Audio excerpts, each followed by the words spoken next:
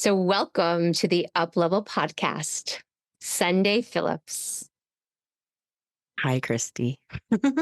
So wonderful to have you here.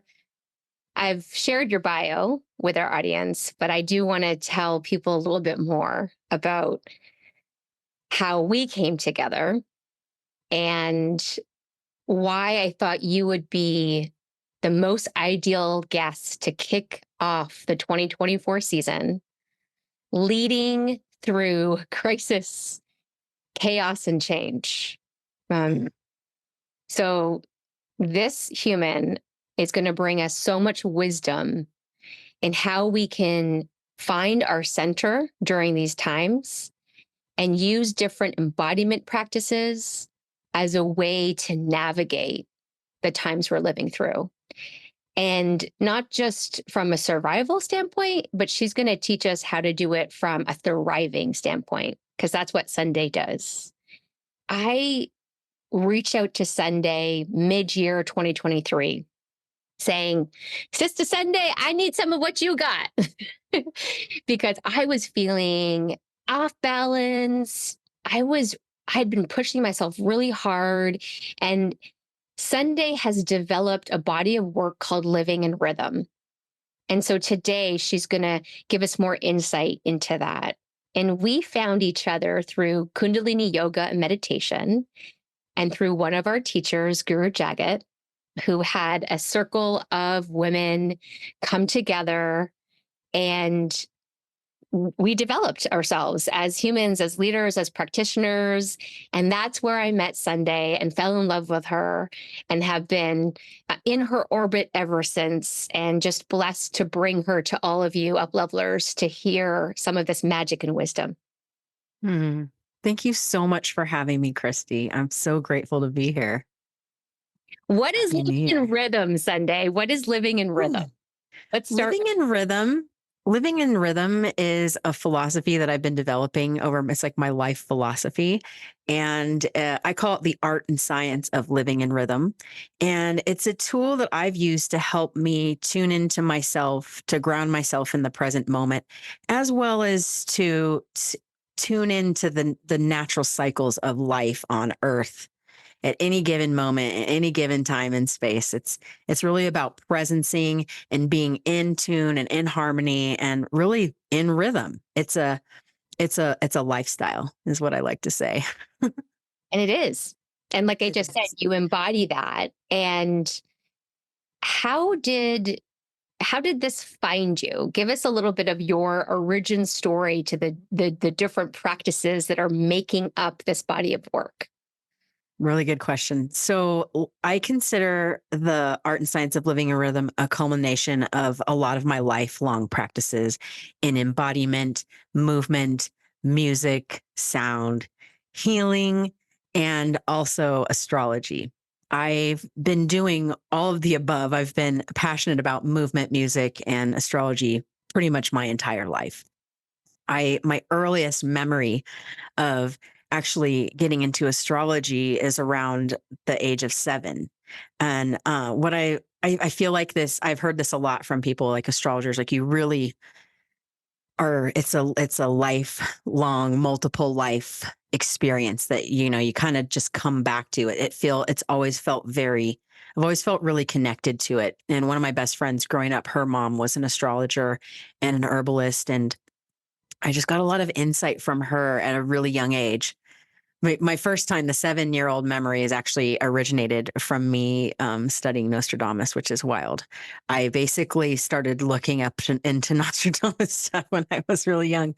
And so that kind of got me on this path. I'm a Capricorn sun, and the way that like people talk about it a lot is we kind of come in old soul, and we kind of come in old and in age Benjamin Button style. We kind of go backwards in time and space. And so it's really true. I was at a young age, I was asking my parents a lot of deep questions about the universe and what happens to the soul as it processes through life.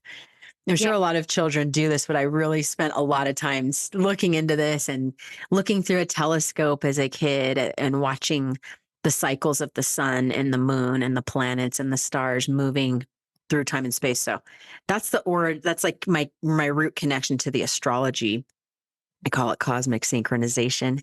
And then the embodiment piece is really, I grew up listening to my dad playing vinyl of a lot of old, really great music like Stevie Wonder, Allman Brothers, Jimi Hendrix, Bob Marley, all these things like, Lou Rawls, all kinds, so much roots music was spinning on vinyl at my house as a kid. And so I've started dancing. I went to dance class and did the whole ballet jazz tap routine for since I was a youth, since before I can remember, and been continuing on through that. It evolved as I got older. I left my house. I went to college and I started studying yoga. That was like my first break into yoga in 1994.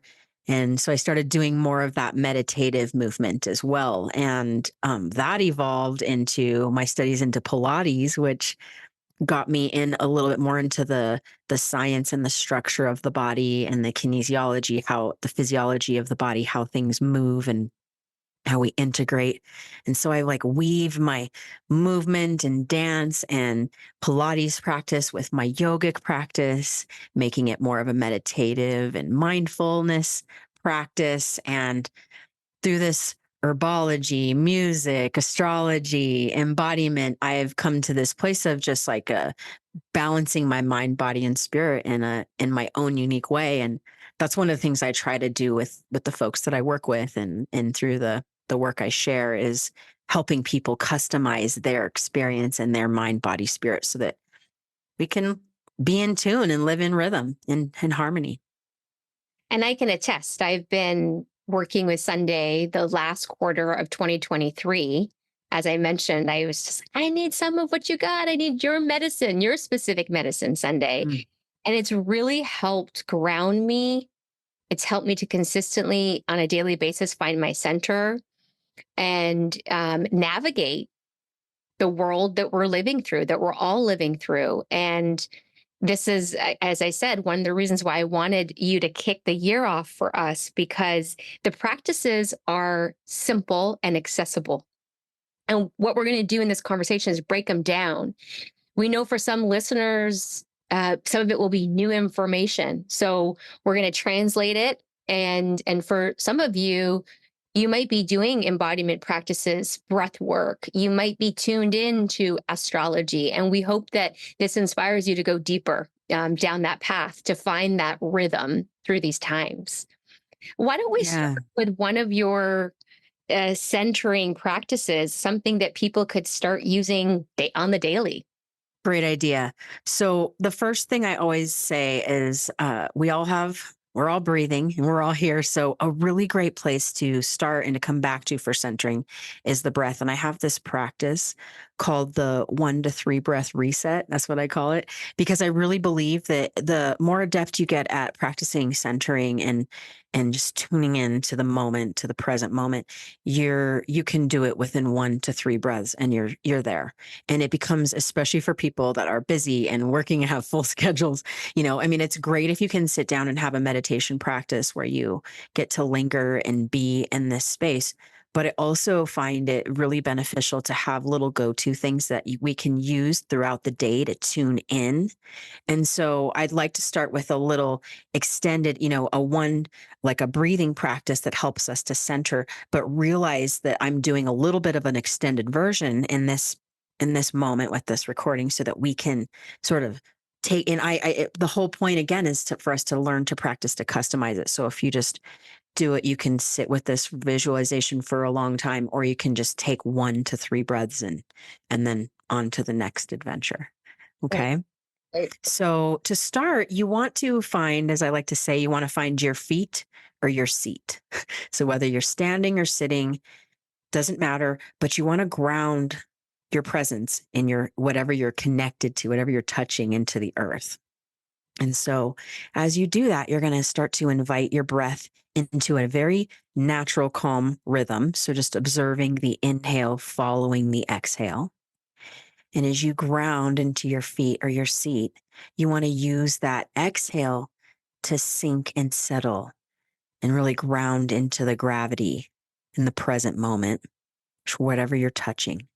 And from that, you want to visualize then a reaching and rooting through the earth into the center of the planet, is the way I like to think of it. Just kind of anchoring yourself to the earth through the exhale.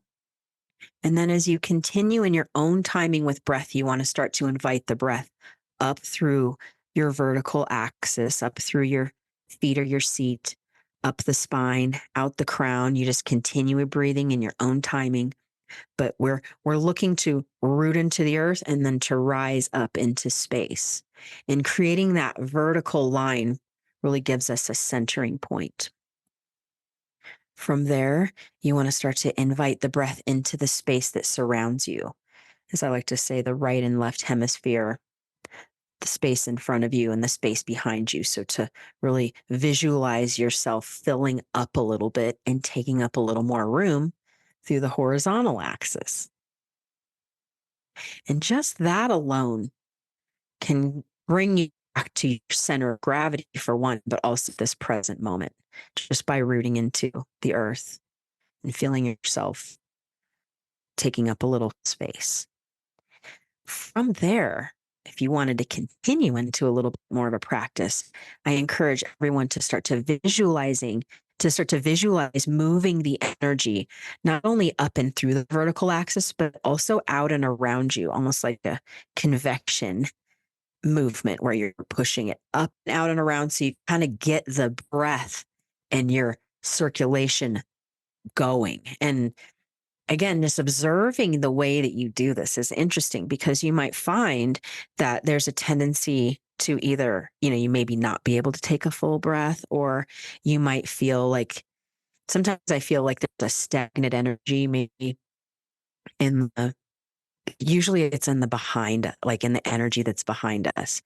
And like we're very focused in the forward front motion. And so part of the centering practice is to observe how your peripheral, like how you observe your peripheral space, as well as the space that's behind you, your posterior. And so you want to take a nice deep breath or two and visualize that fullness in your center and the space that's around you.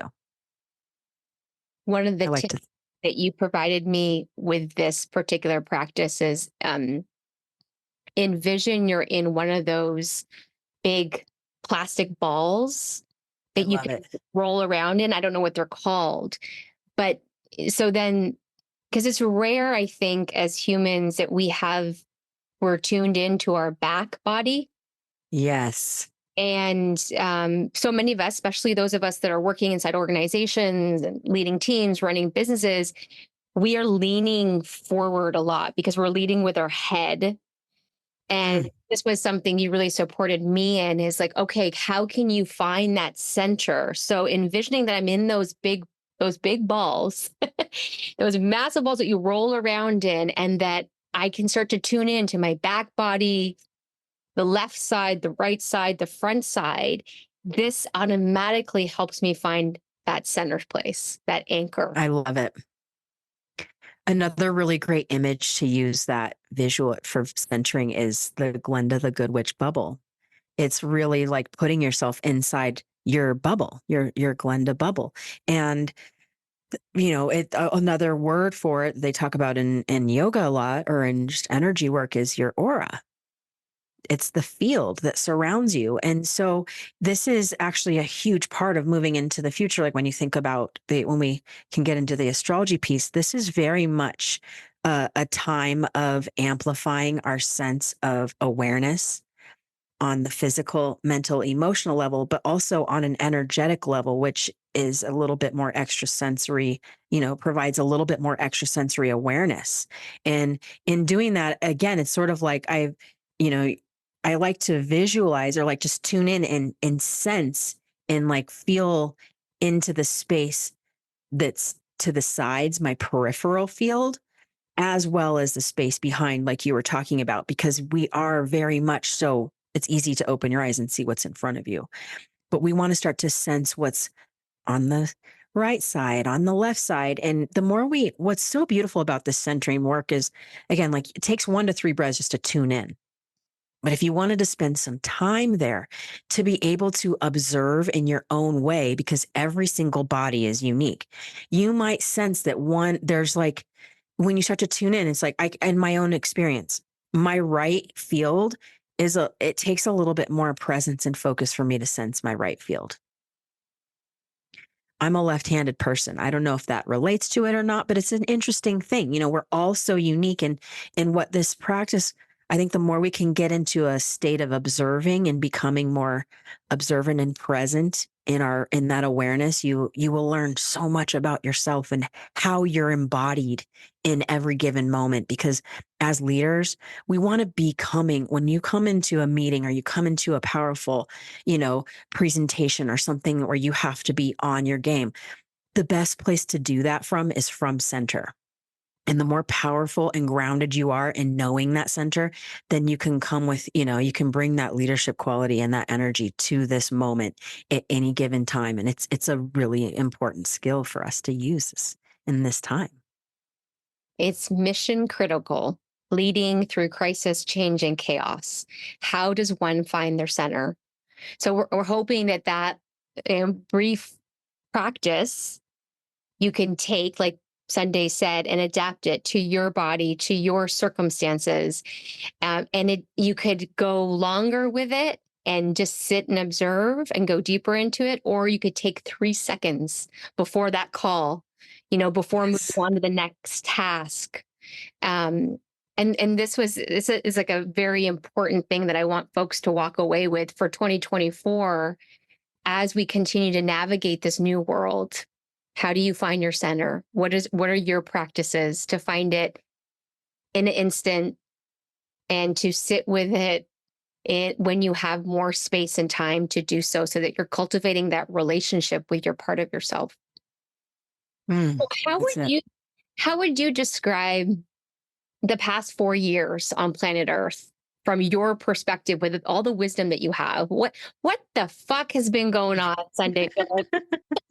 Well, it's funny. I have this little like giggle joke I make to myself. It's like, it doesn't take an astrologer to recognize that we are living in unprecedented times. But the most potent, what's so fascinating is when you look at the astrology and you relate it to the times, it's like, well, no wonder, because we've had some really potent alignments planetary with the planets that haven't happened, some in over 500 years, some in over 250 years. There's experiences, there's planetary alignments that have been going on over the last 4 years that no living person on the planet has ever experienced. And so that alone just blows my mind to think about it from that perspective, and realizing, some of them, excuse me, some of them have been things that we've been able to actually see and witness and look up at the sky, like a Jupiter and Saturn coming together at 0 degrees Aquarius, like we saw that in December 2020. But some of them you haven't been able to see, like Saturn and Pluto coming together in January 2020 for the first time in 500 years. It's just been monumental as far as some of the cosmic alignments, and in the grand scheme of these cycles, like the astrology is really the study of cycles and seasons. And from my perspective, it is. And it's one of those things where we've had, for example, there's a lot of talk around Pluto in the astrology world, and we'll get into it a little bit, but not to bog down too much in the astrology. It is transitioning. It's a generational transition transit that's occurred, that we're in the process of living through right now. It's like a once in a lifetime generational transit. And I feel like we can kind of see it in society as far as like the breaking down of structures and organizations and systems that we've used for so many years are now at a place we've reached the end of their capacity, and we're having to find new ways of living and being on this planet. And because of those outer things, it's putting pressure on us in our own unique life, and so everybody's experiencing it in their own unique way, but collectively we're changing. And again, like, so I think such important context. And one doesn't, you don't need to prescribe to astrology. I know we're going to have some listeners that, maybe you think this is mumbo jumbo. And here's what I invite you into is just listen to the threads that Sunday's able to make between world events and what is happening astrologically. And what I want to offer, what it's provided me, is it's helped me feel like I'm part of something bigger.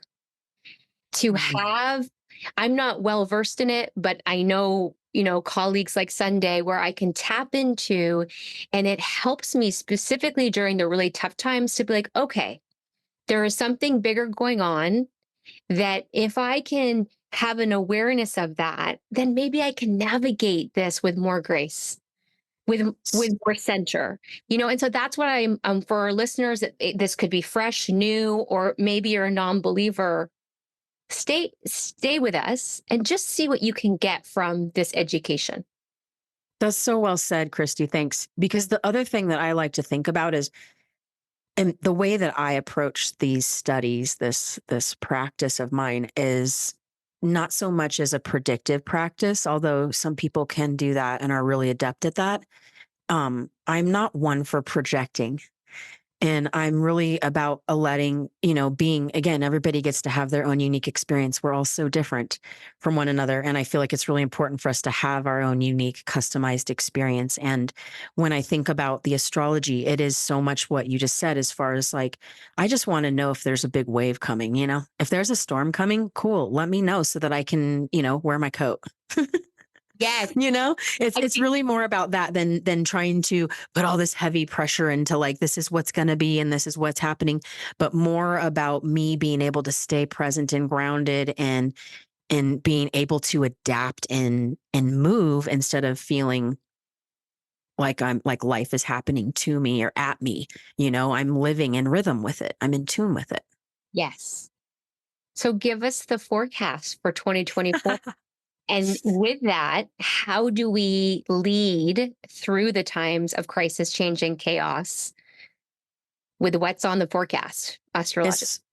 It's the perfect, crisis, change, and chaos. This phrase is perfect for the big planetary thing that is going on this year that I feel has been going on since about January 2020. And it all has to do with Pluto.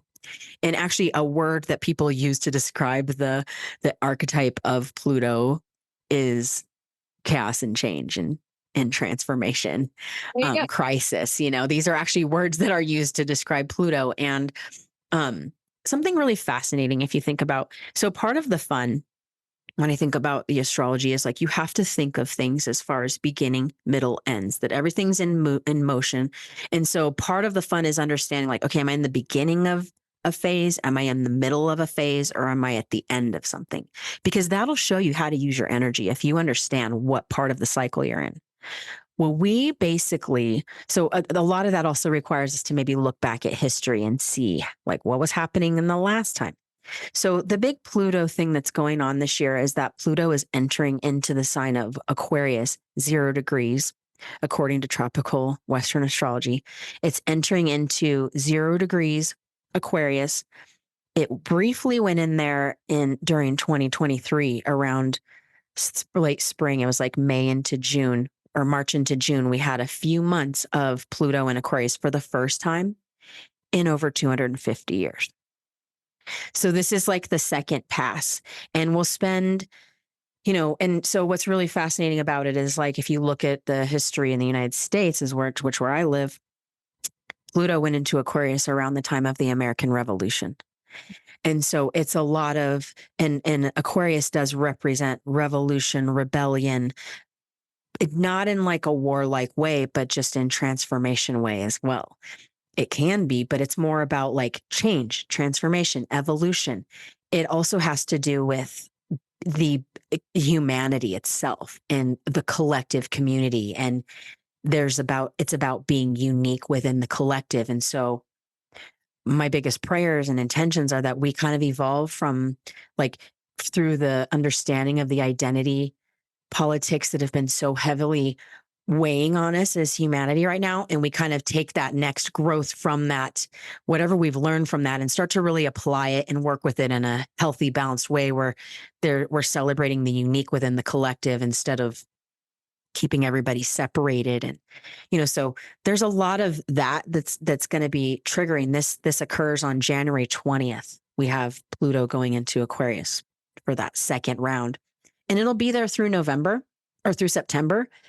It'll go back into Capricorn, and we'll go back into Capricorn for a few months, and then it will go back into Aquarius officially, and it will be in Aquarius till 2043. 2043. So yes, 19 years. Yes. What So, does and it mean for a sign? I'm a beginner here. So what does it mean for a sign to be, or planet to be? I don't even know how to ask the question. yeah, I hear your question. It's good. Okay.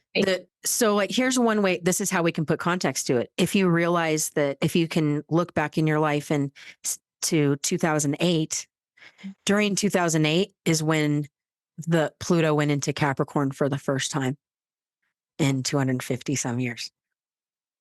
And so that like 250, or that Capricorn going in, or that Pluto going into Capricorn in 2008 till last year is a whole chunk of time where you can kind of think about like what was happening on a collective level.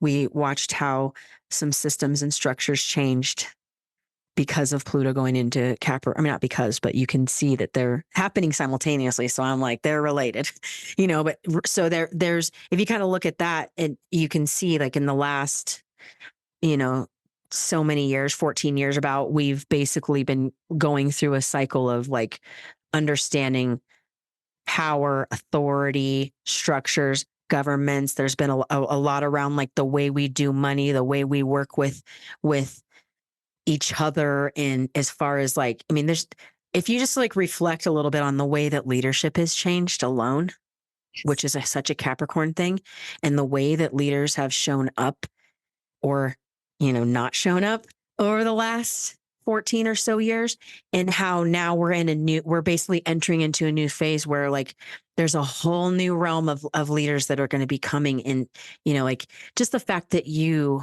are having a conversation with me about this alone is like an Aquarian new way of approaching. Think about the way that like corporations are approaching the way that they're informing their teams and leading their teams, and like what's being more put into the culture that's important for our own well-being and our own success, And thriving. Yeah. Thriving just versus surviving, right? This is a big part of, I feel like, this transition that we're in. Okay, I know we're still in the forecast, and what I wanted to just speak about is the cycles, because you said the study, or the art and science of astrology is really about cycles. Yes. And from an organizational standpoint, we are so governed by cycles. And so as we're co-creating this new way of leading and running our organizations, we want to start thinking about the natural rhythm of cycles. And is the way we are governing our cycles serving us, or do they need innovation? Do they need up-leveling? Great words. Right? Yes. And this is very much a time for innovation. Into this knowledge right now. Yeah, I'm sorry to interrupt. I feel like the innovation is such a great word, because it's back to this idea around people want to be a part of teams where they're seen. This goes back to that unique inside the collective. The more that we can meet each other where we are, with who we are, centered, grounded, present, this is where we can get a lot more done in this space. Also, we make, like nobody wants to be involved in a team or in an organization that's not acknowledging them for who they really are. Like, you want to feel like you're a part of something, even if it's not your company per se. Yes.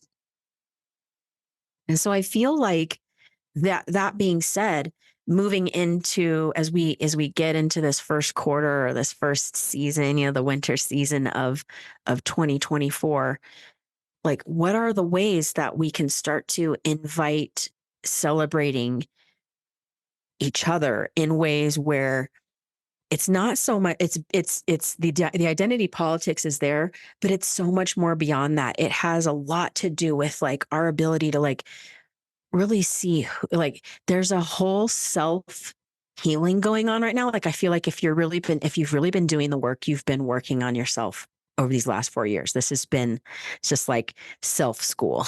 And we're basically entering into like the higher degrees now of the mastering of this. Like, how do I really show up authentically as myself, with myself, present, grounded, open heart and mind, so I can give what I can, but also receive and hear each other.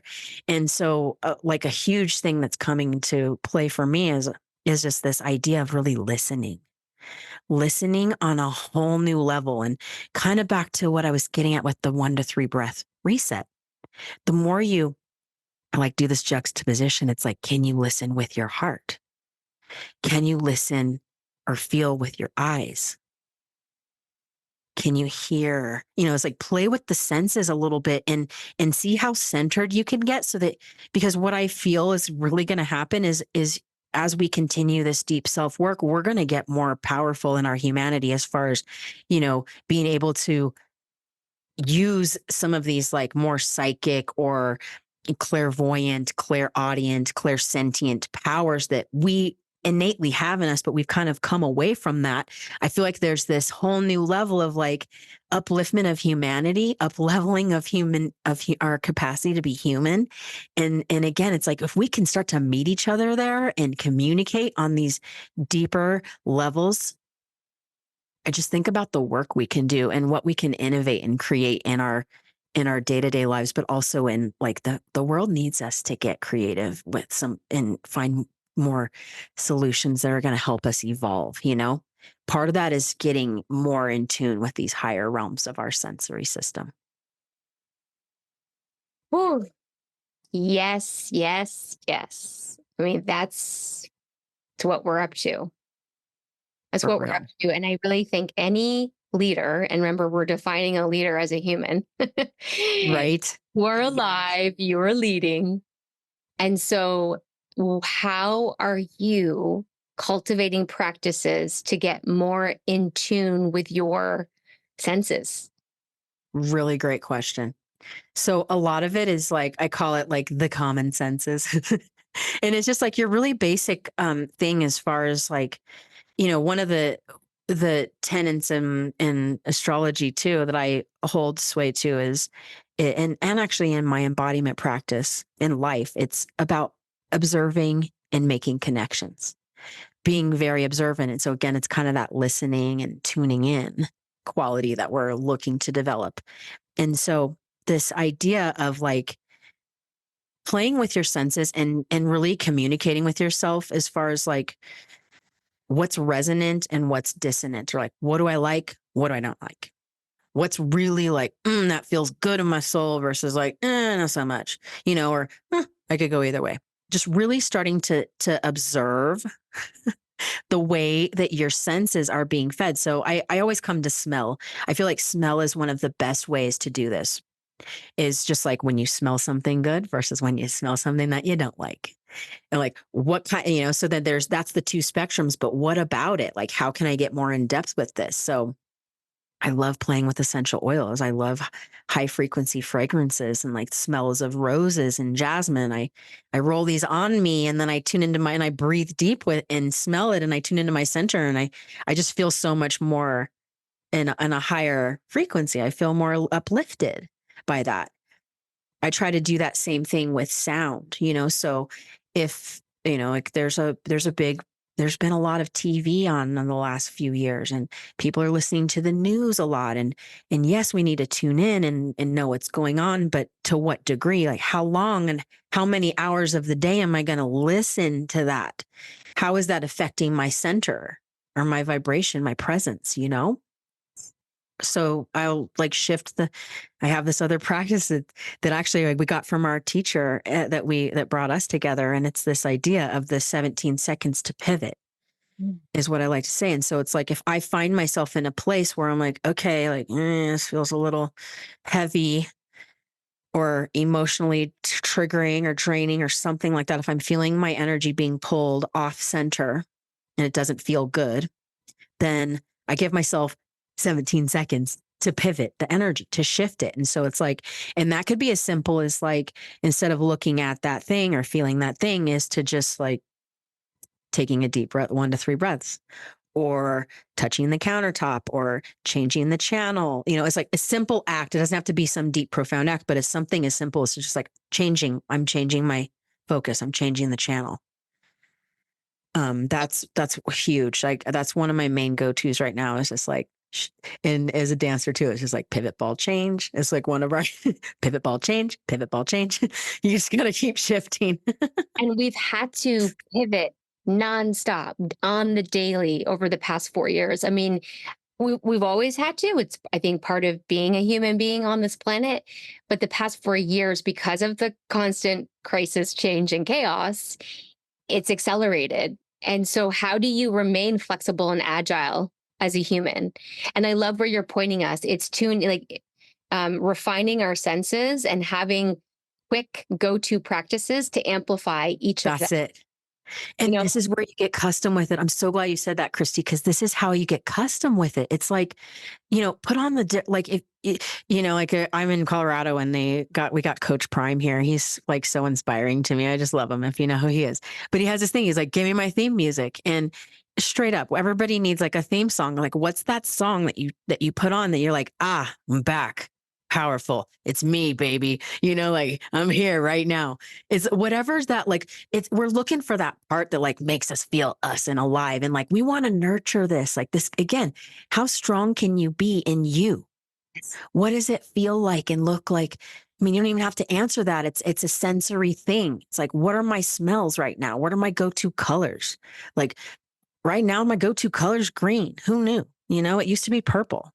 And it's just like you and I were talking about words the other day earlier too. It's like, powerful words like grace is my mantra right now, or truth, like trust, trust is a good word for me right now. It's like, what are your go-to words, senses, smells, tastes, sounds, things that like feed your soul, that like bring you back to you. And the more we can get quick about that, we're going to be able to adapt and adjust more gracefully. living in rhythm. We're going to be That's it. navigating the crisis, the chaos, and the change. And that's where Sunday's pointing us, the astrology for 2024. This is a big theme, which is getting deeper in our own ability to navigate. And so, what other astrological pieces feel important to help us plan as much as we can during these times? This is great.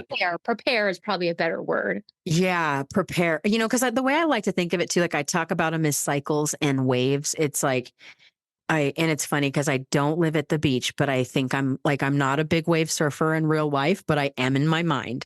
Yeah, And I'm a big wave cosmic surfer in my head. And so like I think of these things like waves. And so if you understand like, oh, there's a set coming, you can prepare, you can adjust. It's like, all right, I'm going to go out there. You got to know your limits, or hey, I'm going to sit this one out. So the thing is what you want to think about it coming into this next year.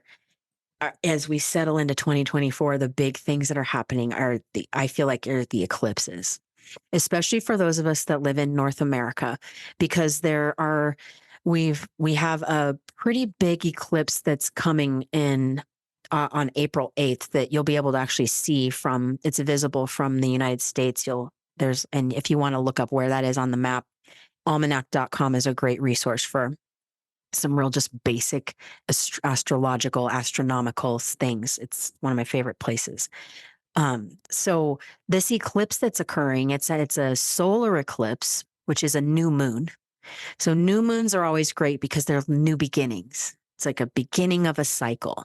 And so again, back to the beginning, middle, end, when you start to understand that this is like a beginning of a cycle, we can take steps accordingly. So astrologically, what happens during an eclipse is when there's these things called nodes. It's a place in space where the sun, the moon, and the earth can come into alignment. They're at their closest form of alignment. So that's what makes it an eclipse. And this one happens to be a total eclipse on April 8th, which is going to be exact, where basically the moon will move in front of the sun from Earth's perspective. The moon will be between exactly. From the United States, you'll be able to see it. It's super profound if you ask me. Like anytime the sun, the moon, and the earth come into pure alignment on this, from our view on this planet, it's a big deal. Well, yeah, let's just pause on that because this is one of the things about living in rhythm is that you start to tune in. Okay, yep, I'm very focused on my day to day, running my business, managing my team, running my household, being in relationship with all the folks I'm in relationship with, raising children, taking care of pets, elderly people. Meanwhile, there's the sun, there's the moon, there's all these planets doing all these things. And so it's a big deal. Yeah, it's so Deal. And I think I know I've been not tuned into it. And it's one of the things you've really helped me is to tune into it. And yeah, what's important yeah. to you, Sunday, about I'm so glad you helping brought that up. others tune into the fact that this is all happening despite our busy lives? Yeah, I'm so glad you brought that up again, because that's kind of like that is actually really the root of where the living in rhythm lifestyle philosophy came from for me is my embodiment, obviously. So it's me on earth, wherever I am on earth, and then that relationship to the sun and the moon. Because if you go back in time, since before we had this Gregorian calendar that we all live by, that's like, got us taking, falling back in the spring, in the fall, springing forward in the spring, blah, blah, blah. Like, 30 days this month, 31 that month, 28 on this one every 4 years. It's like, that's a constructed schedule.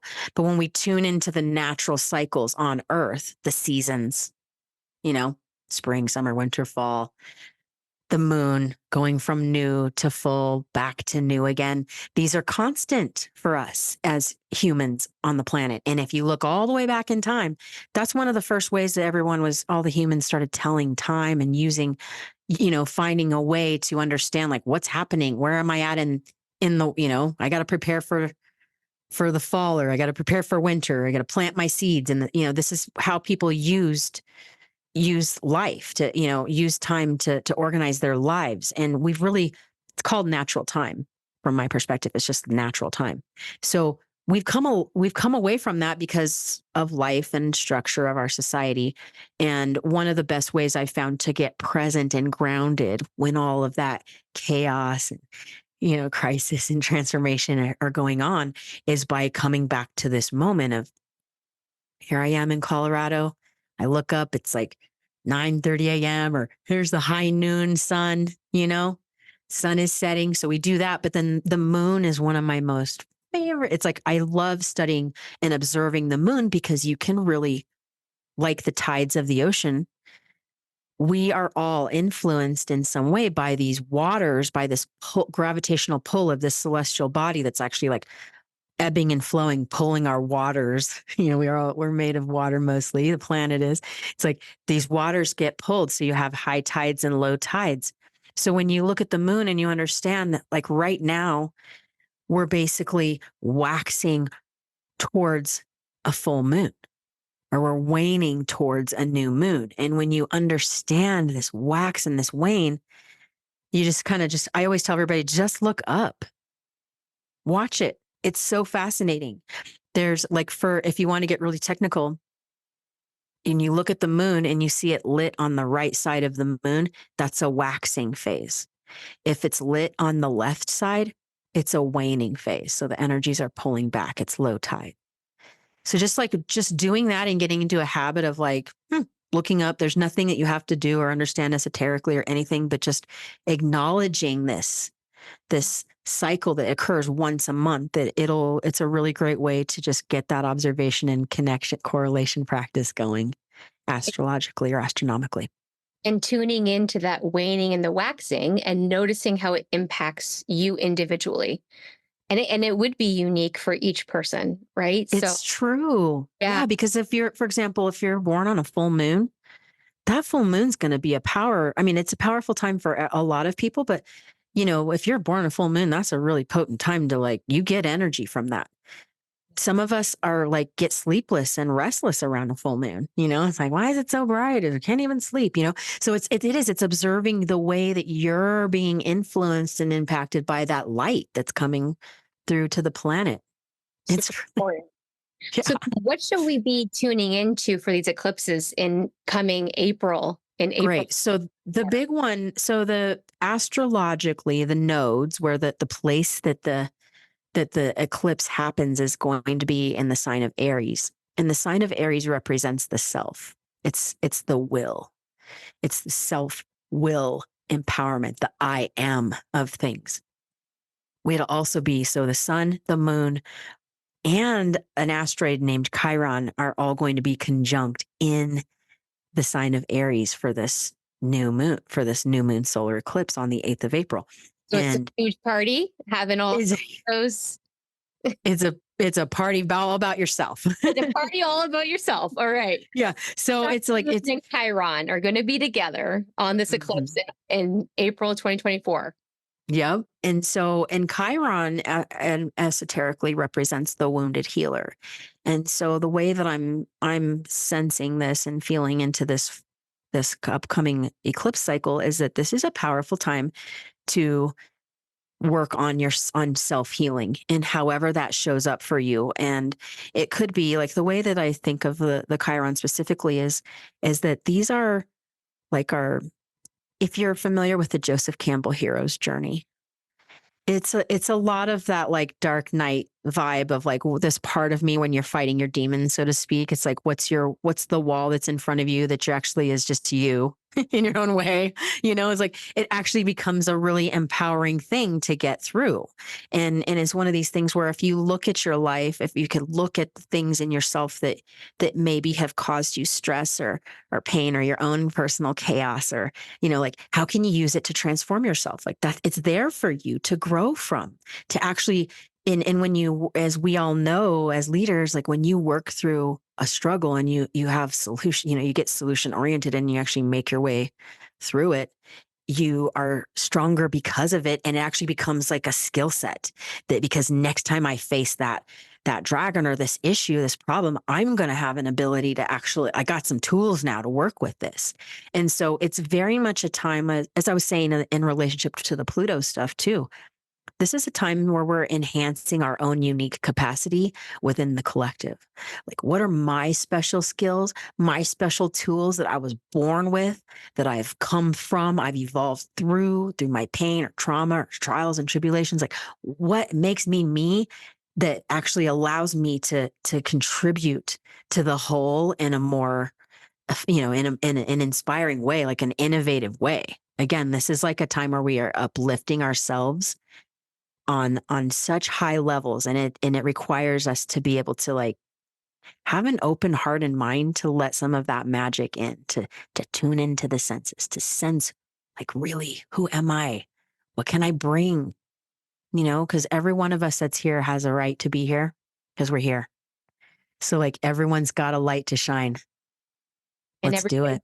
unique gifts and unique, I'm always saying the unique medicine that is going to be what's needed for the folks that you come into contact with who find you. And it doesn't matter how it looks. What matters, and this is in the astrology that Sunday's sharing with us, is that this is the time to cultivate those unique gifts and to invest in yourself. And if folks don't have that privilege because they don't have the time, the resources, Right. the resources to do that, what are some of the go-tos for folks who, hey, they're tuned in, they're up leveling, but they just don't have that same privilege? That's a good question, Christy. You know, again, it comes back to that, like to our sensory system. It's just as simple as like having a cup of tea, what's the tea like, just setting intentions and little prayers and like gratitude practice is like so huge. It's just like, thanks for this cup of tea. Thanks, just taking 1 to 3 breaths to ground and feel the moment and like, thank you for this moment, or just coming into the center. Like that's kind of that is my main thing is like we can have all this fun stuff, but you don't need the chart. You don't need a Pilates reformer. You don't need to go to yoga class. You don't need anything. You just need you in the moment, just being present. And something that I was actually thinking about when you asked that question too, and prior to that, was how, this self-development, it does happen. It is a lot of internal work, but I also feel like it's important to maintain those connections with folks around you. Like, who are your allies that really know you, really see you, really are cheering for you? Because this is a time where I feel like we're going to have to, you know, like, and it doesn't mean to like say goodbye forever, but we might have to put some people in, out off into the sides a little bit for a while we really get strong in ourselves, and so it's like back to that thing of just like, how am I spending my time? Because there are some downtime, like when you get on the downtime, like social media is a perfect example. Like, do I really need to be following this page? Is it serving my higher consciousness right now? Because those little moments here and there are like the conversations. If you're having a conversation over and over with the friend that like keeps going over and over into that state where you're like, I've already heard this before, and it's not up to you to change that person. You're trying to be a good friend, but it does come to this thing where it's like, how can I limit my accessibility time? Because that's taking away from my precious rebuilding that I'm doing, my own self-healing right now. It's like, just really it's the simple thing is to just recognize when something feels, as I said earlier, is this resonant? Is this resonating with where I want to go, with my higher frequency or my highest intentions and my prayers? Is this serving that? Or is it dissonant? Is it throwing me off my center? Is it taking more energy than needed? And I know that sounds kind of simple too. It's a lifestyle and it's a practice. And so it's back to that idea of like the more throughout the day that we can drop into center, tune into the field a little bit. And then it becomes about like trusting and really being able to listen to what we're being, that feedback we're being given and acting on it. I mean, honestly, if you're listening to this, I have a feeling that you are already on this trajectory. So it's more about us being more consistent about these practices when we have them, even if it's for a moment, because I know everybody's busy. There's a lot going on. There is. And the important part of cultivating these practices is that the crisis, change, and chaos is going to continue. Yeah, It's in the astrology. It's in it this. is. You heard it here. Sunday shared with us that some of these planets have not been aligned this way for 250 years or 500 years. And so, of course, we feel it. Of course, we feel it. And then we're seeing the destruction because there is something new being built. Mhm. And you are an architect of that. And it starts with building yourself and allowing what needs to be shed to shed. And Sunday's pointing us to maybe there's some relationships that aren't serving, or there's information that you're digesting, or food, even. We haven't spoken about that, but Yes. things that you're ingesting that aren't serving your up leveling. They're not serving your growth in this time and moment. So that's one of the things we want you to walk away with from this conversation is 2024 is be conscious of what you're ingesting through all the senses, through all of That's the it. senses, and let your own fortifying, your own architecture of yourself be primary. And That's that's it. going to serve the whole. That's not being selfish. That's actually how we are going to get to this next iteration of humanity. Yeah. And I want to add on to this like idea around the eclipses. It's so cool because they happen every 6 months. We get like a couple eclipses. 2, 3, sometimes 4 if we're lucky, but like a few eclipses every 6 months approximately. And the fascinating thing about this is like if you weren't to look at if you were just to observe the moon, and it's okay, like some people maybe do a new moon meditation once a month. That's cool. But if you that's not in the realm either, like the eclipses are the big ones to do because they're like, so the way I look at it is I use these cycles and these waves as like goal setting. Like this is a time for goal setting. And so you can use, like we do with the beginning of the year, it's sort of like, all right, here's a new year. People are organizing and setting their intentions for the next year. Well, an eclipse can be like a 6-month wave, a 6-month planning or something. So that's what I kind of do is I use that as a moment to like, I'm going to go into this phase and I'm going to work this intentionally for 6 months. And then I'm going to kind of readapt that at the next eclipse cycle. So this one coming up is a really profound one, I feel like, for that idea around like, okay, how do I fortify myself, and how am I going to, what are the tools that I'm going to use that are customized to my own lifestyle, my own preferences and needs and inspirations, and how do I like enhance that and stay consistent with that for 6 months. So it's kind of cool because then you can use that, like that's for you. But if you also, again, if you're working on a team or if you have colleagues that are taking this to heart as well, it's like we can use each other as support and allies to stay focused on that goal setting for self enhancement and self awareness. Yes to that. Is there any other final notes, astrology that feel astrological that feel important to let people be aware of for 2024? There's a lot of stuff going on with Jupiter, and to not get too bogged down into that, what I will say is that there's things might feel at times really amplified and magnified and a little like, because it is a time of transformation, change, chaos, and like that crisis energy that you're talking about, like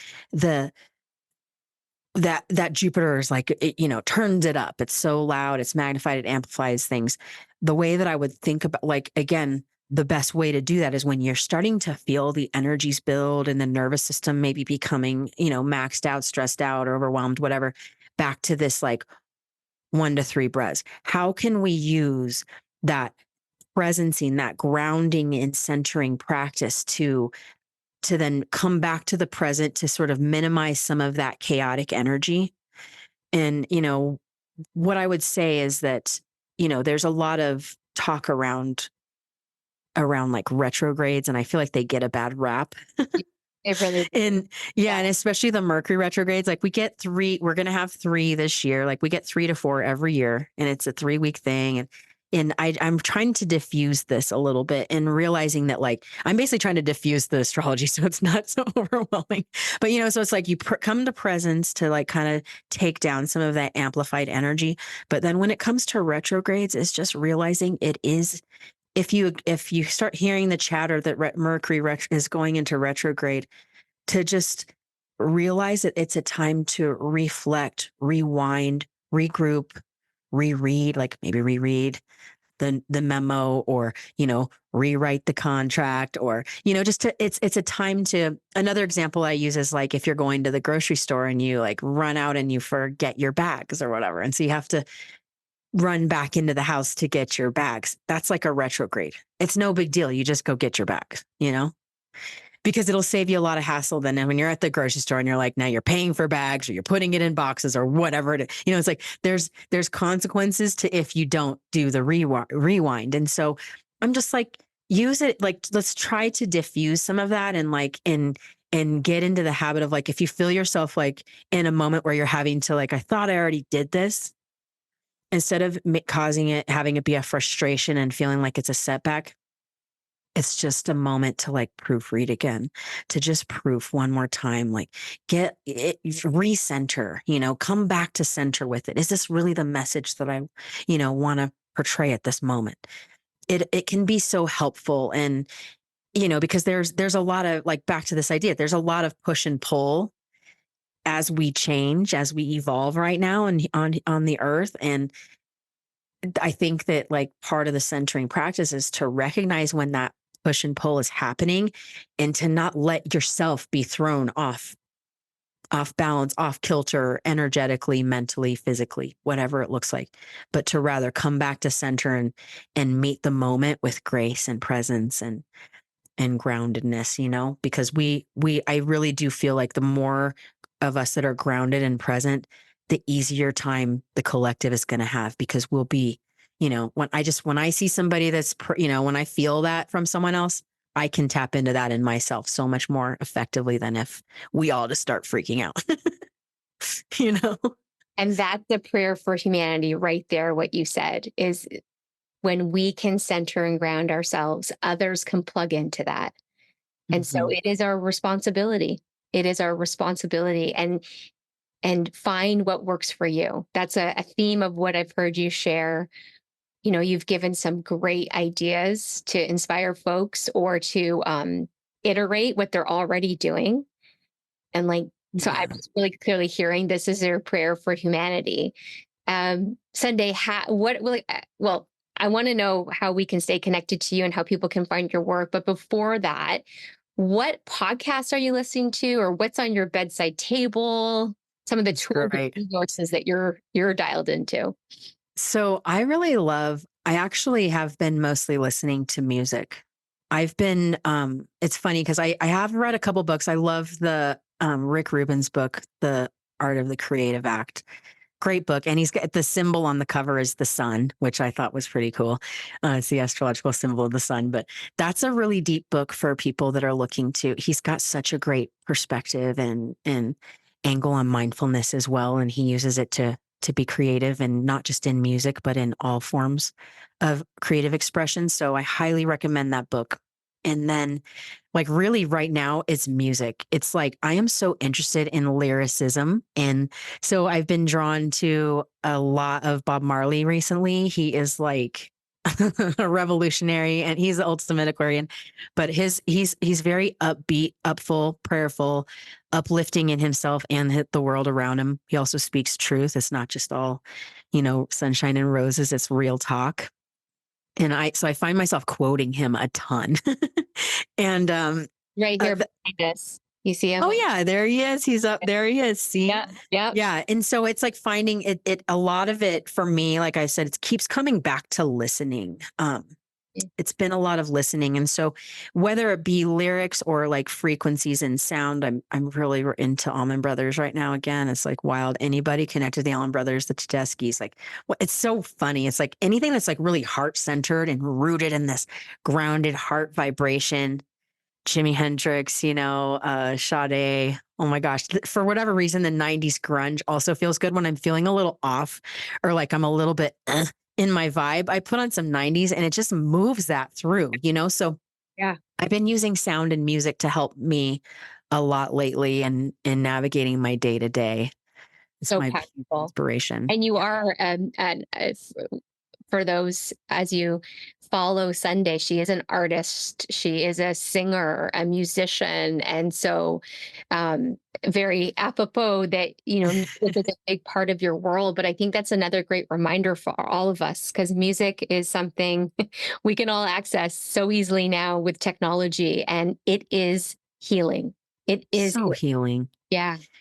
Yeah, and it takes you to a place of like it brings up music is one of those things like like sound and smell are like time traveling sensory systems. I mean, all of them are really, but you can really go and like set intentions or rewrite the script or rewind the tape, as I like to say. Like you can go back or you can go forward or you can go to a moment in time and space with sound and smell that is very healing for your soul. And that's a lot of what I use those for, those two skills for. Sunday, how can our listeners stay connected to you and find out how they could work with you?